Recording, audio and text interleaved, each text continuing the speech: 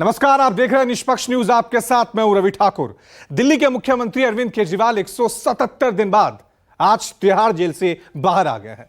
शराब घोटाले मामले में सुप्रीम कोर्ट से जमानत मिलने के बाद तिहाड़ जेल से निकले केजरीवाल ने कहा कि कुछ राष्ट्र विरोधी ताकतें देश को अंदर से कमजोर करने की कोशिश कर रही हैं, देश को बांटने की कोशिश की जा रही है।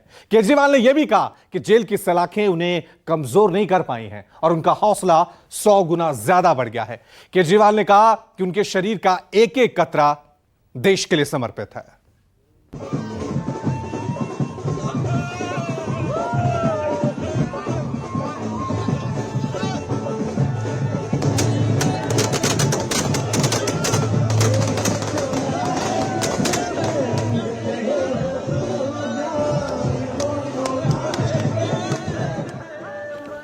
तिहाड़ जेल का दरवाजा खुला, केजरीवाल का चेहरा दिखा। आम आदमी पार्टी की पलटन के पांव 12 हो गए।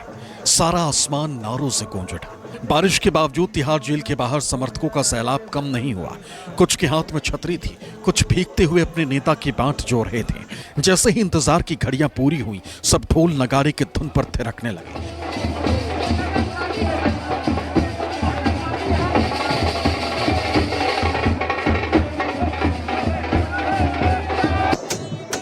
आतिशबाजी से आसमान धुआं धुआं हो गया। सब एक स्वर में बोले, इंकलाब लौट आया, काम की राजनीति का नायक लौट आया।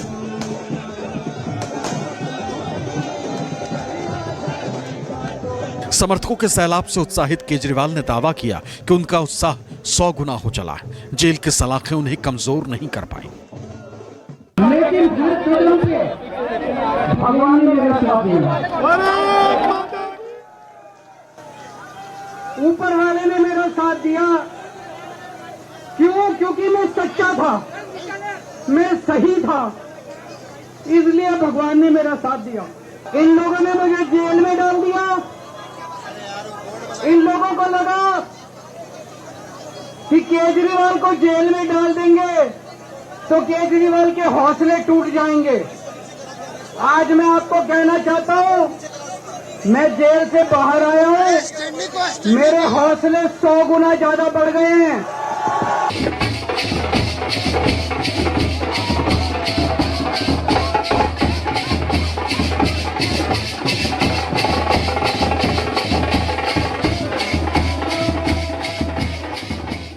कल सुबह जैसे ही सुप्रीम कोर्ट से खुशखबरी मिली, आम आदमी पार्टी जश्न में डूब गई।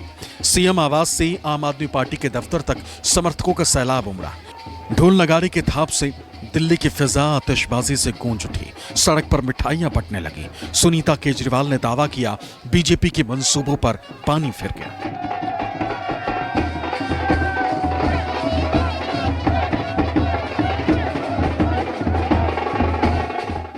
भाजपा के मंसूबों पे पानी फिर गया। वो लोग विपक्ष के नेताओं को जेल में डाल के सत्ता में बने रहना चाहते हैं। उनका मकसद ही ये है। भाजपा के मंसूबों पे पानी फिर गया। वो लोग विपक्ष के नेताओं को जेल में डाल के सत्ता में बने रहना चाहते हैं। उनका मकसद ही ये है। शराब घोटाला केस में ईडी के मुकदमे में पहले ही जमानत पा चुके दिल्ली के मुख्यमंत्री अरविंद केजरीवाल को सीबीआई मामले में भी सुप्रीम कोर्ट ने जमानत दे दी और 177 दिन बाद उनके तिहाड़ से बाहर निकलने का रास्ता साफ कर दिया। सुप्रीम कोर्ट के 2 जजों जस्टिस सूर्यकांत और जस्टिस उज्ज्वला भुइयां की पीठ ने केजरीवाल की जमानत अर्जी पर मोहर लगाई, लेकिन केजरीवाल की गिरफ्तारी वैध थी या नहीं, इस पर दोनों जजों की राय एक दूसरे से बिल्कुल उलट रही। सीबीआई के जरिए केजरीवाल की गिरफ्तारी की वैधता पर जस्टिस सूर्यकांत ने कहा, जो कि न्यायिक आदेश था, इसलिए धारा 41A(3) का कोई उल्लंघन नहीं हुआ। जब मजिस्ट्रेट ने वारंट जारी किया है तो आईओ जांच अधिकारी को इसके लिए कोई कारण बताने से छूट है। हमने माना है कि अपीलकर्ता की गिरफ्तारी में किसी प्रक्रिया का उल्लंघन नहीं हुआ है, इसलिए गिरफ्तारी वैध है। दिल्ली के मुख्यमंत्री अरविंद केजरीवाल को जमानत देते हुए जस्टिस सूर्यकांत ने कहा, विकसित समाज के लिए जमानत को लेकर एक विकसित न्याय शास्त्र जरूरी है। मुकदमे के दौरान अभियुक्तों को लंबे समय तक जेल में रखना उचित नहीं ठहराया जा सकता। इस न्यायालय के निर्णयों में यह माना गया है। अगस्त 2022 को एफआईआर दर्ज की गई और 4 आरोप पत्र दाखिल किए गए। ट्रायल कोर्ट ने संज्ञान लिया है और 17 अभियुक्तों की जांच की जानी है। निकट भविष्य में ट्रायल पूरा होने की संभावना नहीं। केजरीवाल जमानत देने के लिए 3 शर्तों को पूरा करते हैं। इस कारण हम जमानत का आदेश देते हैं। हालांकि जस्टिस सूर्यकांत ने जमानत देने के साथ केजरीवाल पर कई शर्तें भी लगाई। ये सभी शर्तें वैसी ही हैं जो ईडी भरना होगा। हालांकि 2 जजों के बेंच में शामिल दूसरे जज जस्टिस भुइयां की राय बिल्कुल जुदा रही। सीबीआई के जरिए केजरीवाल की गिरफ्तारी को गलत ठहराते हुए जस्टिस उज्जवल भुइयां ने कहा, सीबीआई द्वारा गिरफ्तारी से जवाब से ज्यादा सवाल उठते हैं। उनसे मार्च 2023 में पूछताछ की गई थी, तब सीबीआई ने उन्हें गिरफ्तार करने की जरूरत महसूस नहीं की। लेकिन ईडी द्वारा गिरफ्तारी पर रोक लगने के बाद सीबीआई सक्रिय हो गई और उसने केजरीवाल की हिरासत मांग ली। इस तरह 22 महीने से अधिक समय तक गिरफ्तारी की कोई जरूरत नहीं पड़ी। सीबीआई की ऐसी कार्रवाई गिरफ्तारी के समय पर गंभीर सवाल उठाती है और सीबीआई द्वारा की गई ऐसी गिरफ्तारी केवल ईडी मामले में दी गई जमानत को विफल करने के लिए थी। हालांकि केजरीवाल को जमानत देने पर दोनों जजों की राय समान थी, लेकिन जस्टिस भुइयां के तर्क इसमें भी अलग थे। जमानत पर जस्टिस भुइयां ने कहा, ऐसा नहीं हो सकता कि अभियुक्त केवल अभियोजन पक्ष के अनुसार ही उत्तर दे रहा। इसका अर्थ होगा कि वो सहयोग कर रहा है और इसके चुप रहने के अधिकार का अर्थ टाल मटोल करना नहीं है। अभियुक्त की चुप्पी से कोई उल्टा निष्कर्ष नहीं निकाला जा सकता। ईडी मामले में जमानत होने के बावजूद केजरीवाल को जेल में रखना न्याय का उपहास होगा। गिरफ्तारी की शक्ति का प्रयोग संयम से किया जाना चाहिए और मोहम्मद जुबैर मामले में ऐसा ही माना गया था। अर्नब गोस्वामी में यह माना गया था कि कानून का इस्तेमाल निशाना साध कर प्रताड़ित करने के लिए नहीं किया जा सकता। जस्टिस भुइयां ने केजरीवाल पर जमानत के साथ लगाई गई कई शर्तों को भी अनुचित माना। जस्टिस भुइयां ने कहा, मुझे उन शर्तों पर गंभीर आपत्ति है जो केजरीवाल को सचिवालय में प्रवेश करने या फाइलों पर हस्ताक्षर करने से रोकती है। लेकिन मैं न्यायिक संयम के कारण टिप्पणी नहीं कर रहा हूं, क्योंकि ये एक अलग ईडी मामले थे। जस्टिस भुइयां का एतराज सिर्फ जमानत की शर्तों पर नहीं था, बल्कि उन्होंने केजरीवाल की गिरफ्तारी को लेकर सीबीआई को फटकार भी लगाई। सीबीआई को पिंजरे का तोता भी बता दिया। जस्टिस भुइयां ने कहा, सीबीआई को निष्पक्ष रूप से देखा जाना चाहिए और हर संभव प्रयास किया जाना चाहिए ताकि गिरफ्तारी मनमानी तरीके से ना हो। देश में धारणा मायने रखती है और सीबीआई को पिंजरे में बंद तोते की धारणा को दूर करना चाहिए और दिखाना चाहिए कि वो पिंजरे से बाहर तोता है। सीबीआई को सीजर की पत्नी की तरह होना चाहिए, संदेह से परे। केजरीवाल को सुप्रीम कोर्ट से जमानत तो मिली है, ऊपर से सीबीआई पर जस्टिस भुइयां के तल्ख टिप्पणियों ने आम आदमी पार्टी का हौसला बढ़ा दिया और पार्टी के तमाम नेता तानाशाह के हार की मुनादी करने लगे। दरअसल ये कोर्ट केंद्र सरकार के बारे में कह रहा है। सीबीआई तो तोता है, मालिक तो केंद्र सरकार है भारतीय जनता पार्टी की। तो जो आक्षेप सुप्रीम कोर्ट ने आज लगाए हैं वो तोते पे नहीं लगाए, तोते के मालिक और पिंजरे के मालिक के ऊपर लगाए हैं कि आप दुर्भावना से षड्यंत्र करके एक मुख्यमंत्री को गिरफ्तार करते हैं। उसकी टाइमिंग को लेके और उसकी अरेस्ट को लेके बड़े सवाल किए और आखिरी में कोर्ट ने कहा कि जो सीबीआई है उसको पिंजरे से बाहर निकलना चाहिए। भारतीय जनता पार्टी की केंद्र सरकार के मंत्रियों को, खासकर उनके होम मिनिस्टर अमित शाह जी को सुप्रीम कोर्ट की इस टिप्पणी के बाद चुल्लू भर पानी में डूबना चाहिए। आज सुप्रीम कोर्ट ने इस बात पे मोहर लगा दी कि central bureau of investigation CBI सिर्फ और सिर्फ एक राजनीतिक मोहरा है। आप सोचिए, सुप्रीम कोर्ट को अपने आदेश में कहना पड़ा कि सीबीआई को एक पिंजरे में बंद तोते के समान काम नहीं करना है। सीबीआई को अपने फैसले में कहना पड़ा कि सीबीआई को इंडिपेंडेंट होना पड़ेगा, सीबीआई को अबव बोर्ड होना पड़ेगा। और सुप्रीम कोर्ट ने कहा अबव बोर्ड होना पड़ेगा, न्यूट्रल होना पड़ेगा, अनबायस्ड होना पड़ेगा। हालांकि आम आदमी पार्टी ने केजरीवाल की रिहाई को सत्य की जीत बताया, लेकिन बीजेपी को यह तर्क हजम नहीं हो पाया। बीजेपी ने दावा किया कि भले ही केजरीवाल जेल से बाहर निकल आए हों, लेकिन वो बेल वाले सीएम कहलाएंगे और केजरीवाल को अब सीएम की कुर्सी छोड़ देनी चाहिए। तंत्र की जीत है, हमें उम्मीद थी इस केस में कुछ नहीं है। एक एक करके सब जाने बाहर आ गए, अब तो सब पता चल गया। भारतीय जनता पार्टी ने ईडी सीबीआई का इस्तेमाल करके झूठ का पहाड़ खड़ा किया था, पूरे देश में झूठा प्रचार कर रहे थे। आज उसका पर्दाफाश हुआ है। इस पूरे मामले में सबको जमानत मिल चुकी है। कहीं कोई व्यक्ति, कहीं कोई पैसा, कहीं कोई घोटाला, 1 रुपए का भी ये लोग साबित नहीं कर पाए, किसी व्यक्ति का इन्वॉल्वमेंट साबित नहीं कर पाए। तो ये एक तानाशाही और अत्याचार का आचरण था जो मोदी सरकार ने अपनाया। लेकिन एक लाइन है कि झुकते हैं तानाशाह, झुकाने वाला चाहिए। अरविंद केजरीवाल ने देश के तानाशाह को झुकाया है। सर्वोच्च न्यायालय ने कट्टर बेईमान पापी आपके कन्वीनर अरविंद केजरीवाल को फिर से आईना दिखाया है और ये जो आदेश पारित हुआ है, भ्रष्टाचारी कट्टर बेईमान अरविंद केजरीवाल को कंडीशनल बेल मिली है। आज माननीय सुप्रीम कोर्ट ने भारतीय जनता पार्टी को भी एक बहुत बड़ा संदेश दिया है कि तुम्हें अपनी तानाशाही बंद करनी पड़ेगी। आज माननीय सुप्रीम कोर्ट का आदेश भारतीय जनता पार्टी के मुंह पे एक कड़ा तमाचा है कि आप एजेंसियों का दुरुपयोग कर रहे हो। आपने एजेंसियों को अपना केज पैरेट बना के रखा हुआ है। ऑनरेबल सुप्रीम कोर्ट ने बहुत साफ शब्दों में कहा कि सीबीआई केज पैरेट की तरह से काम कर रही है। माननीय सुप्रीम कोर्ट का यह फैसला सिर्फ पार्टी, सरकार या व्यक्ति के लिए, हमारे लिए महत्वपूर्ण नहीं है कि अगर कोई तानाशाही चलाएगा, अगर कोई एजेंसियों का दुरुपयोग करेगा तो देश का संविधान उसकी रक्षा के लिए है। तरह से चुन चुन करके ईडी और सीबीआई का दुरुपयोग किया जा रहा था। एक एक करके फर्जी मुकदमे लगाए गए।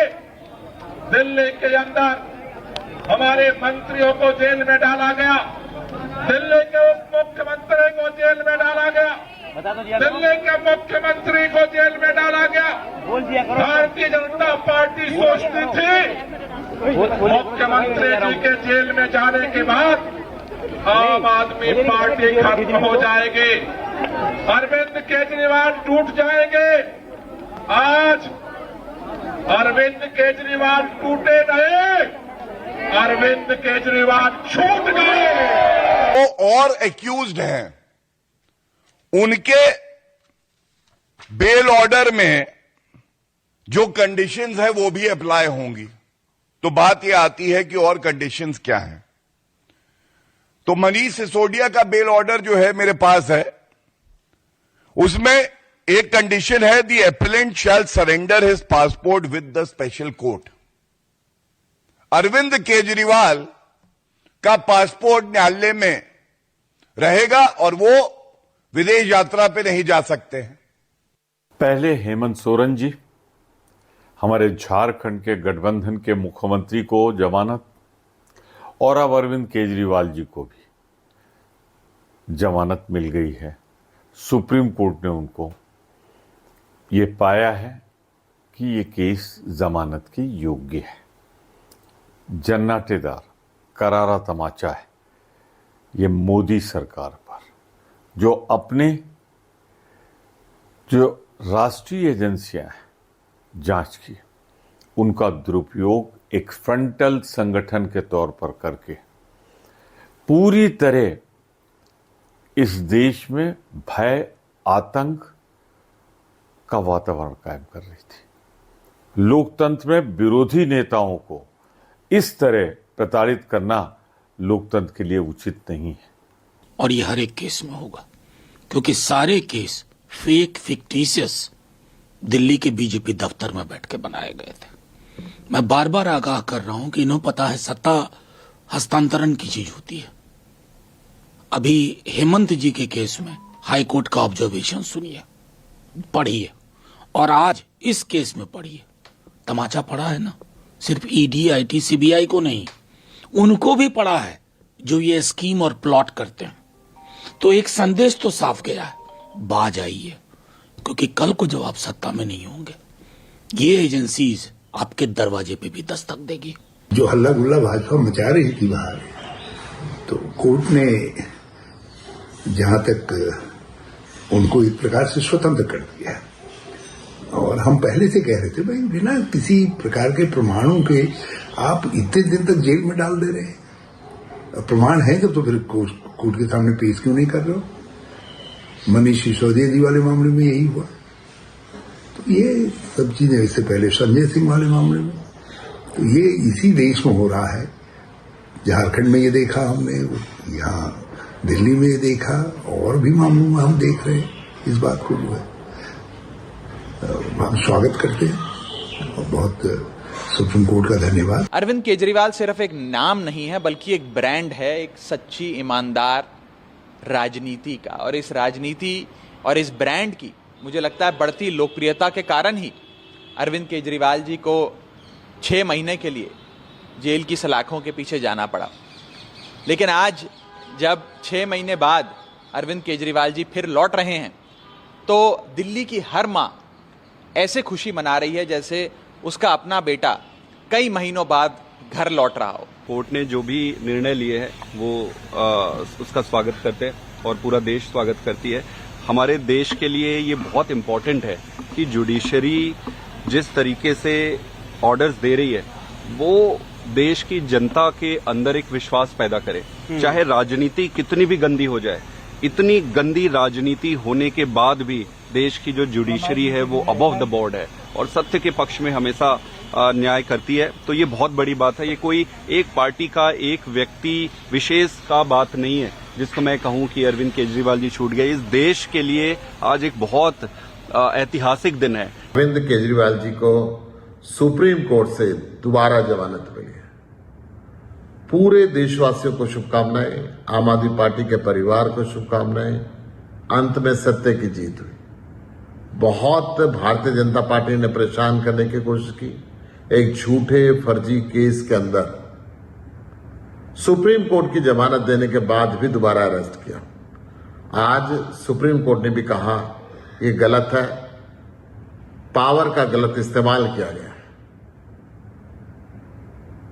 अरविंद जी के आने से पूरे हिंदुस्तान में आज कार्यकर्ताओं के मन के अंदर खुशी है। केजरीवाल के खिलाफ जो शिकायत दर्ज किए गए थे उसके पीछे दम नहीं था, इसलिए कोर्ट को यह लगा कि इनको अभी रिहा करना चाहिए, बस रिहा कर दिया। जब झूठ जो शिकायत दर्ज किए जा रहे हैं इसके पीछे सिर्फ साजिश है, बल्कि कोई दम नहीं है, और इसके लिए बाहर बहुत कुछ सारे इल्जाम। मुझे खुशी है कि देश की शीर्ष अदालत ने संविधान की मूल मर्यादाओं का पालन करते हुए अरविंद केजरीवाल जी को जमानत दी है। ऐसा उचित भी है और ये होना ही था, क्योंकि सिसोदिया और कविता और प्रेम प्रकाश के केस के बाद जिसमें सुप्रीम कोर्ट ने इन्हीं आधार पर उनको जमानत दी थी। अपोजिशन पूरी तरह से, इंडिया गठबंधन पूरे लोकसभा चुनाव के दौरान हम ये कहते रहे कि जांच एजेंसियों का दुरुपयोग पिछले 10 वर्षों से हो रहा है। जांच एजेंसियों के माध्यम से नेताओं को डराया जाता है, धमकाया जाता है, और इलेक्टोरल बॉन्ड और जांच एजेंसियों के नेक्सस से धन की वसूली की जाती है। हमारे आरोप पूरी तरह से तमाम फैक्ट्स के साथ हैं। आज सुप्रीम कोर्ट ने उसी बात के ऊपर मोहर लगाई है। ईडी ने केजरीवाल को 21 मार्च को गिरफ्तार किया था। 10 दिन की पूछताछ के बाद 1 अप्रैल को तिहाड़ भेज दिया गया। हालांकि 10 मई को 21 दिन के लिए उन्हें लोकसभा चुनाव में प्रचार के लिए रिहा किया गया था, और फिर 2 जून को केजरीवाल ने तिहाड़ जेल में सरेंडर कर दिया था।